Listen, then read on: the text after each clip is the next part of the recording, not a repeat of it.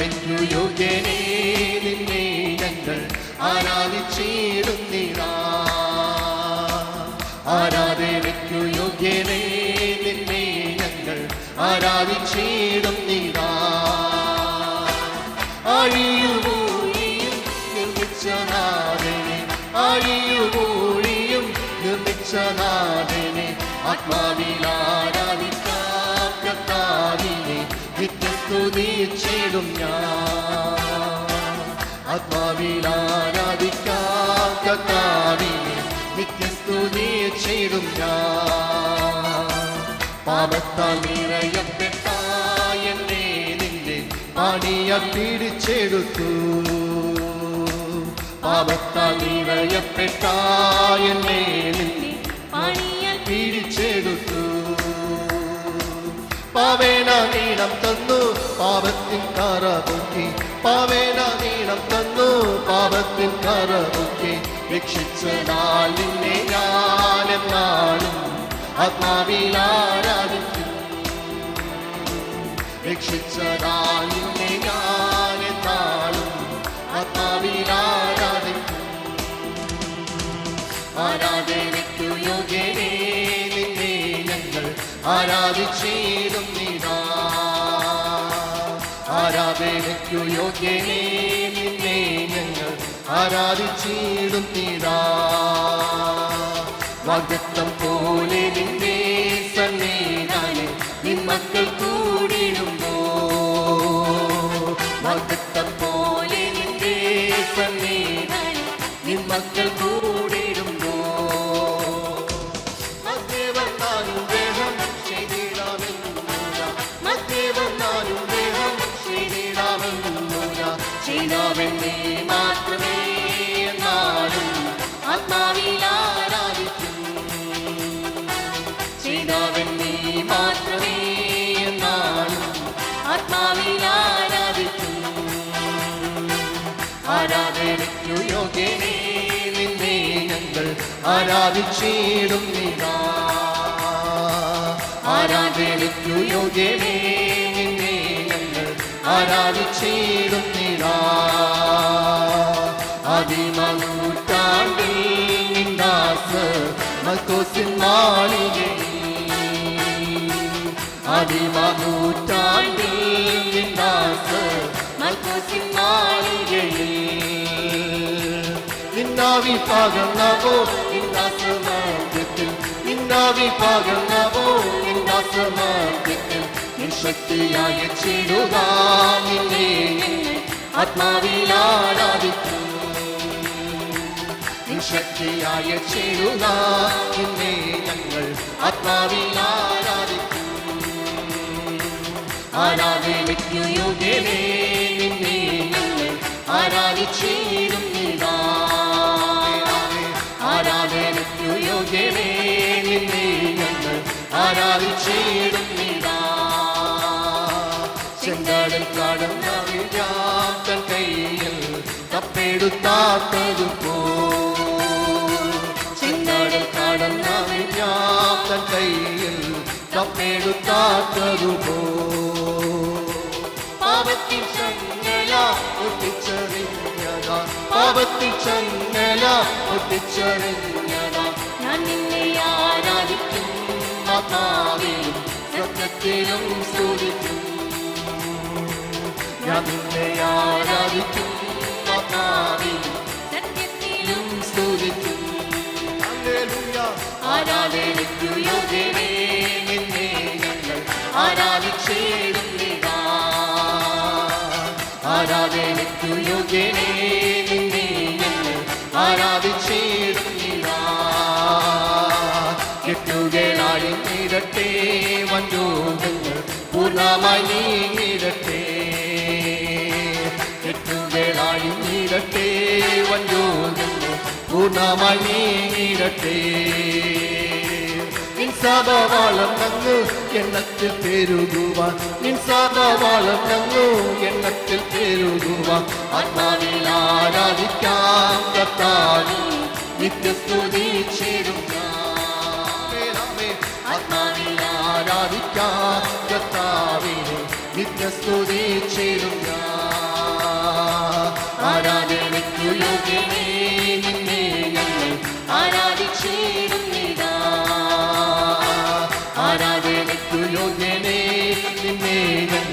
ആരാധിച്ചിടുന്നിതാ.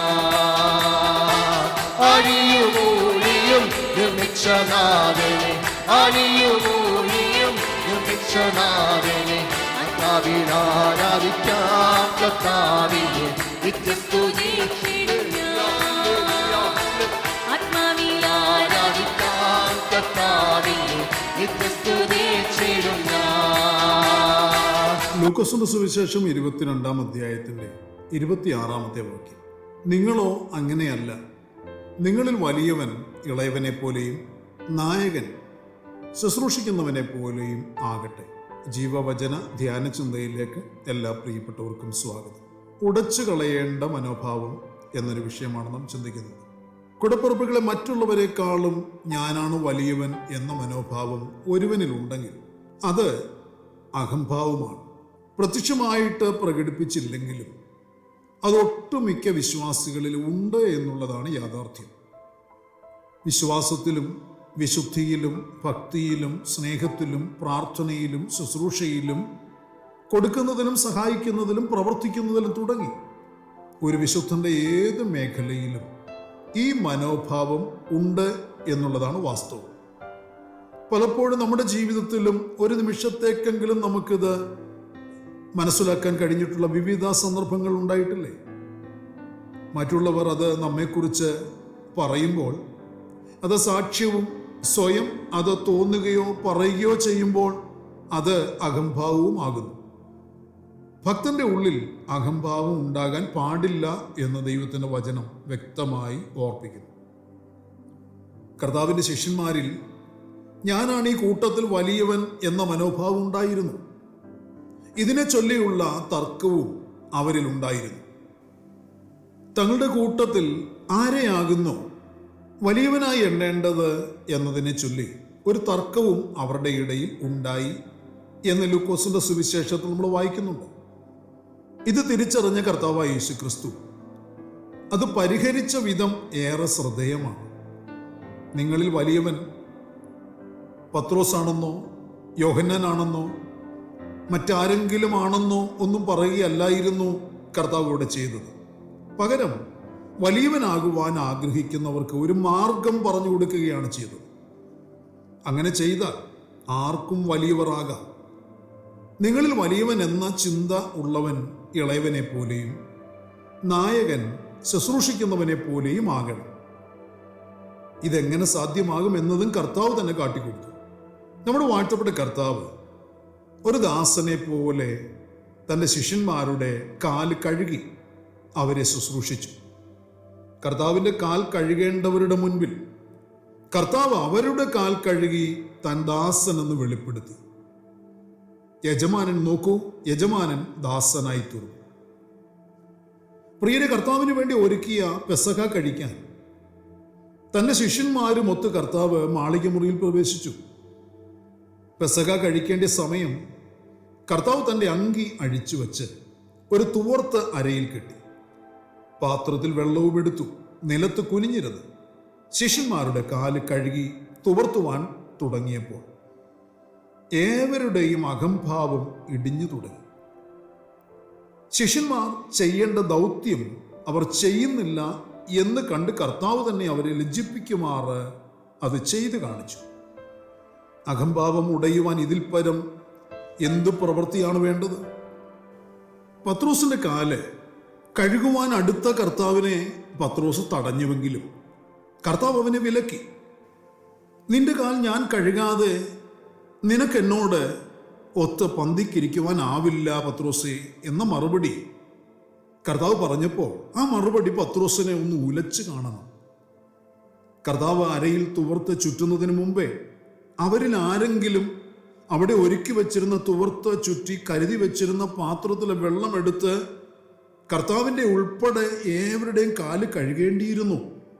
എന്നാൽ അവരിൽ ആരും അത് ചെയ്തില്ല. അവരിൽ ഉളവായിരുന്ന, അവരിൽ നിലനിന്നിരുന്ന വലിയവനാർ എന്ന ചിന്താഭാരം അതിനവരെ സമ്മതിച്ചില്ല. അവരുടെ സംസ്കാരം അനുസരിച്ച് അവർ കൈ നന്നായി കഴുകിയിട്ടേ ഭക്ഷണത്തിനിരിക്കുകയുള്ളൂ. പരീശന്മാരും യഹൂദന്മാരൊക്കെയും പൂർവന്മാരുടെ സമ്പ്രദായം പ്രമാണിച്ച് കൈ നന്നായി കഴുകിയിട്ടല്ലാതെ ഭക്ഷണം കഴിക്കുകയില്ല. ചന്തയിൽ നിന്ന് വരുമ്പോഴും കുളിച്ചിട്ടല്ലാതെ ഭക്ഷണം കഴിക്കുകയില്ല. പാനപാത്രം, ഭരണി, ചെമ്പ് എന്നിവ കഴുകുക മുതലായി പലതും പ്രമാണിക്കുന്നതൊക്കെ അവർക്ക് ചട്ടമായിരുന്നു. മർക്കോസിന്റെ സുവിശേഷത്തിൽ നമ്മളിങ്ങനെ വായിക്കുന്നുണ്ട്. ഇതിനാൽ അവർ ഭക്ഷണത്തിന് കൂടി വരുന്നിടത്ത്, അതിഥികൾ ക്ഷണിക്കപ്പെട്ടവർ വരുന്നിടത്ത് കൈ കഴുകുവാൻ ആവശ്യമായ, കാൽ കഴുകുവാൻ ആവശ്യമായ വെള്ളവും തുവർത്തും ഒക്കെ കരുതി വയ്ക്കാറുണ്ട്. അടിമകൾ യജമാനന്മാർക്ക് പാദശുദ്ധീകരണ ശുശ്രൂഷ ചെയ്തു കൊടുത്തിരുന്നു. സമൂഹത്തിൽ താണവരാണ് മറ്റുള്ളവരുടെ പാദം കഴുകി കൊടുക്കാറുള്ളത്. ഞാൻ വലിയവൻ, മറ്റുള്ളവരെക്കാൾ ശ്രേഷ്ഠൻ എന്ന് തോന്നുന്നവർക്ക് അന്യരുടെ കാൽ കഴുകുവാനാകുകയില്ല. ശിഷ്യന്മാരുടെ ഇടയിൽ നിലനിന്നിരുന്ന ഈ ചിന്താഗതിയും തർക്കവും പരിഹരിക്കുവാൻ വേണ്ടി പ്രിയരെ പരമഗുരുവായ കർത്താവായ യേശു ക്രിസ്തു തൻ്റെ പൊന്നുകരങ്ങളാൽ ശിഷ്യന്മാരുടെ കാൽ കഴുകി തുടച്ചു. അവരുടെ സ്വയം എന്ന ആ അഹംഭാവത്തെ, അവരിൽ വ്യാപരിച്ചെന്ന വലിയവൻ ആരെ എന്ന തർക്കത്തെ കർത്താവ് ഉടച്ചു കളയുകയാണ് അവിടെ ചെയ്തത്. എന്നിട്ട് കർത്താവ് അവരോട് പറഞ്ഞത്, ആരാകുന്നു വലിയവൻ? ഭക്ഷണത്തിനിരിക്കുന്നവനല്ലയോ? ഞാനോ നിങ്ങളുടെ ഇടയിൽ ശുശ്രൂഷിക്കുന്നവനെ പോലെ ഇരിക്കുന്നു. ഗുരുവിനെ പോലെയല്ല, ഒരു ദാസനെ പോലെ, ഒരു അടിമയെ പോലെ തൻ്റെ പ്രിയ ശിഷ്യന്മാരുടെ ഉന്നത ഭാവം ഉടച്ചു കളയുവാൻ കാല് കഴുകുന്ന ക്രിസ്തുനാഥൻ അവരെ പഠിപ്പിച്ചത് പ്രവൃത്തിയിൽ കൂടെ കാണിച്ചു കൊടുത്ത. കൂടപ്പിറപ്പുകളെ, ദൈവമക്കളുടെ കൂട്ടത്തിൽ എല്ലാവരും സമന്മാരാണ്, ദാസന്മാരാരുമില്ല. എന്നാൽ നാം അന്യോന്യം ദാസന്മാരാകുവാൻ മനസ്സുള്ളവരാകണം എന്നുള്ള ഈ കർത്തൃ ഉപദേശം നാം തിരിച്ചറിഞ്ഞ് നമ്മുടെ ജീവിതത്തിൽ അത് പ്രാവർത്തികമാക്കണം. അപ്പോഴാണ് കർത്താവ് നമ്മിൽ പ്രസാദിക്കുന്നത്. നാം ചെയ്യേണ്ട ജോലി എത്ര താണ നിലയിലുള്ളതാണെങ്കിലും അത് ലജ്ജ കൂടാതെ നാം കർത്താവിന് ചെയ്യുന്നത് പോലെ ചെയ്യുന്നവരായി നമുക്ക് തീരാം. നമുക്കങ്ങനെ ഒരു മാറ്റം നമ്മിലേക്ക് വരുത്തി തീർക്കുവാൻ ദൈവസന്നിധിയിലേക്ക് നമുക്ക് അടുത്തു വരാം. അങ്ങനെയെങ്കിൽ നാം ക്രിസ്തുവിൻ്റെ വാസ്തവമായ ശിഷ്യന്മാരായി തീരും. കർത്താവിൻ്റെ കരുണയും കൃപയും അനിശ്യൂതം നമ്മുടെ മേൽ അവൻ ചൊരിഞ്ഞു തന്നുകൊണ്ടേയിരിക്കും. ഇങ്ങനെ ഒരു ജീവിതം, ഇങ്ങനെ ഒരു ആത്മിക ജീവിതം, ഇങ്ങനെ താഴ്മ ധരിച്ചൊരു ജീവിതം, ഇങ്ങനെ ഒരു വിശുദ്ധ ജീവിതം, ഇങ്ങനെ ഒരു ശിഷ്യത്വ ജീവിതം തുടർന്നുള്ള കാലഘട്ടങ്ങളിൽ നമ്മിൽ നിന്ന് വെളിപ്പെട്ടു വരുവാൻ നമുക്ക് നമ്മെ തന്നെ സമർപ്പിക്കുകയും ഒരുക്കുകയും പരിശുദ്ധാത്മാവിൻ്റെ സഹായം ചോദിച്ച് കർത്താവിൻ്റെ സന്നിധിയിൽ നമ്മളെ തന്നെ സമർപ്പിച്ച് പ്രാർത്ഥിക്കുകയും ചെയ്യാം. കണ്ണുകളെ അടയ്ക്കാം. പരിശുദ്ധനായ ഞങ്ങളുടെ സ്വർഗീയ പിതാവേ, അനുഗ്രഹീതമായ നല്ല ദിവസം ഈ പ്രഭാതത്തിൽ ദൈവത്തിന് മാറ്റമില്ലാത്ത തിരുവചനം ഞങ്ങൾ കേട്ടുകൊണ്ടേയിരിക്കുകയായിരുന്നപ്പ. ശ്രദ്ധയോടെ ഞങ്ങൾ ആ വചനം കേട്ടു. ഞങ്ങളുടെ ഉള്ളത്തോട് കർത്താവ് ഇടപെട്ടു. ഞങ്ങൾ ആ വചനത്തിൻ്റെ സന്ദേശം, ഈ വചനത്തിനകത്തെ ദൂത്, ഉപദേശം, മുന്നറിയിപ്പ്, നിർദ്ദേശങ്ങൾ എല്ലാം ഞങ്ങൾ ഞങ്ങളുടേതാക്കി എടുക്കുന്നു. ഞങ്ങളത് ഞങ്ങളുടെ ജീവിതത്തിൽ പ്രായോഗികമാക്കുവാൻ താല്പര്യപ്പെടുന്നു. കർത്താവ് ഞങ്ങളെ സഹായിക്കണമേ. ഞങ്ങൾ വലിയവരാകാനല്ല കർത്താവേ, ഞങ്ങളുടെ സഹോദരങ്ങളുടെ ദാസന്മാരാകാൻ കർത്താവ് ഞങ്ങൾക്ക് കാണിച്ചു തന്നതുപോലെ കർത്താവിന് വേണ്ടി അത് ചെയ്യുവാൻ ഞങ്ങളെ സഹായിക്കണം. അപ്രകാരം ഞങ്ങൾ ദൈവദൃഷ്ടിയിൽ വലിയവരെന്ന് എണ്ണപ്പെടുവാൻ ഇടയാക്കിക്കാം. സ്വർഗം വലിയവ ചെയ്യണം. മഹത്വം അങ്ങേക്ക്. സകലത ഞങ്ങൾക്ക് വേണ്ടി ജീവൻ തന്ന യേശു കർത്താവിന് ധന്യമായ നാമത്തിൽ താഴ്മയോട് അപേക്ഷിക്കുന്നു. ദയ തോന്നി കേൾക്കുമാറാകണമേ. ആമേൻ.